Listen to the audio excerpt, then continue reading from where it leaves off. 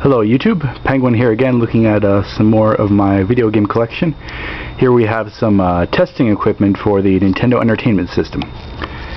First we have the controller test jig, which is basically just two NES controllers with some extra boards inside connected into a box for convenience for testing. And they were used in conjunction with the joystick test cartridge, which was used to test all the buttons on the controllers. And next we have a NTF2 test cartridge, which is used to test a lot of the graphical capabilities of the NES. A port test cartridge, which is used to test the input ports for the controllers. And a power pad test cartridge, which was used to control and test the power pad. Alright, first we're going to take a look at the NTF2 joystick cartridge.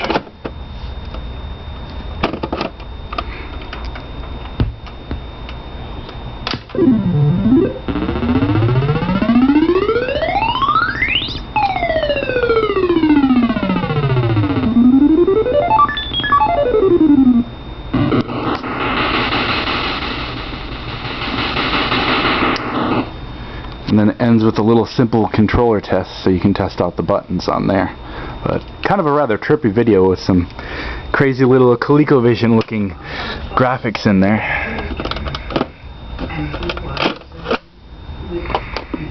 Next we're going to try the joystick test cartridge. And you can test either one or two controllers on here, and you can also test the NES 4-score and the NES satellite with this. And we're going to go down to 2-player controller test, and it'll play a tone if the button is working.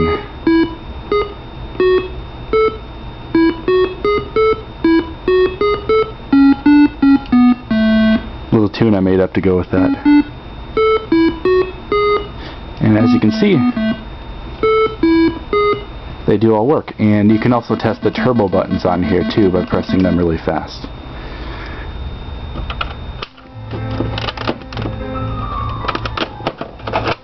Next we have the port test cartridge. Alas and lack-a-day. And as you can see, it just does a simple test to check the ports and also the video RAM and the working RAM. And there's no input errors, so that means the inputs are working fine for the ports. During the 1930s, they once again redefined their marriage. And last but not least, we have the power pad test cartridge. And hold on 1 second while I plug in the power pad.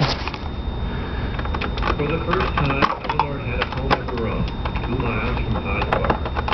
Simple cottage built for her by Franklin. She called it Bathwood after the brook running past its door. Alright, and we're going to test side B first. And that, you basically just touch all the pieces on the power pad, and the sections will light up green if the buttons are working.